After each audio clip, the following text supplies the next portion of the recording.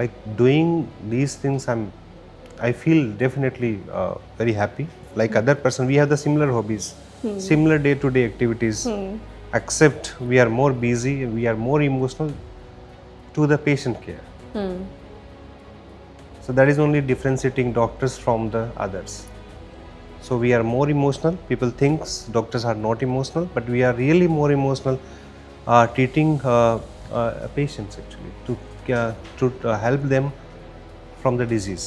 હું જે આ મારી એક્ટિવિટી પછી I become a egoless common person અને that I enjoy.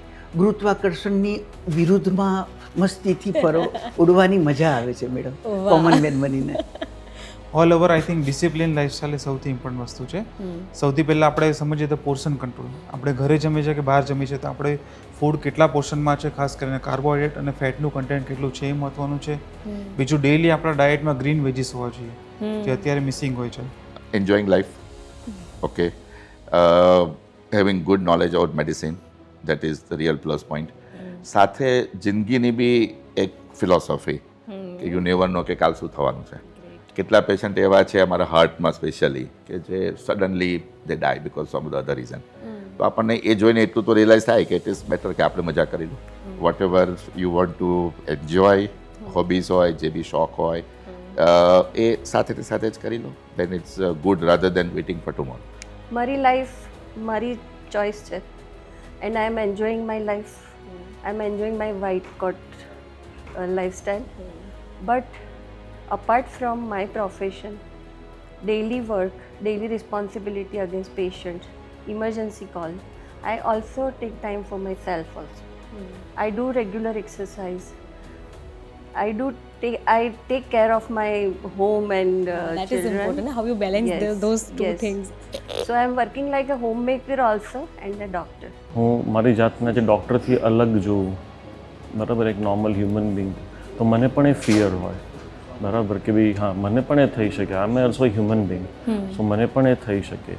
So what I should do in general population કે બીજા લોકોમાં કે જેને હું મારા આ નોલેજનું કે મારા આ ભણ્યાનું હેલ્પફુલ થઈ શકે. તો હું ઘણી વખત સ્કૂલ લેવલે જે ખાસ કરીને ટીનેજર્સ હોય છે, કોલેજીસમાં હું જઈને એ લોકો સાથે જઉં છું. ત્યાં મેં સોશિયલ ગ્રુપ્સ બનાવીને એમને ડી એડિક્શન થાય તો એડિક્શન તરફ ના જાય એના માટે ઘણું બધું. એટલે 100 સ્ટુડન્ટ્સ હોય એમાંથી 10 જણા બી જો એ મગજમાં ઉતારે તો આગળ જઈને એ મલ્ટીપ્લાય થશે.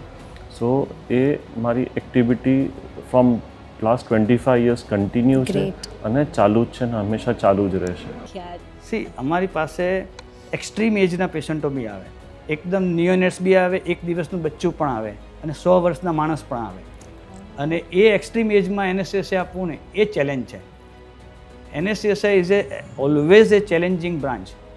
તમે કોઈ પણ પેશન્ટને એની સભાન અવસ્થામાં પ્રોપર એને ધારો કે એને ઓપરેશન પહેલાં એને એનું બેંક એકાઉન્ટ નંબર યાદ હોય અને ઓપરેશન પછી પણ જો બેંક એકાઉન્ટ નંબર બોલી શકે ને તો તમારું સક્સેસફુલ એનેસ્થેસિયા કહેવાય. So beyond the white, I am doctor Harshil Mehta, being an emergency physician. જો હું કહું તો એવું કહી શકાય કે ડૉક્ટર એ એક અમારા માટે પ્રોફેશન નથી, પણ એક પ્રતિબદ્ધતા છે અને એક પવિત્ર વચન છે કે જે વ્યક્તિની સૌથી નાજુક સમયે એના ખડે પગે એની સાથે ઊભા રહેવાનું. Beyond the white coat, I am a fun-loving and person who wants to have some transformation in patients' life.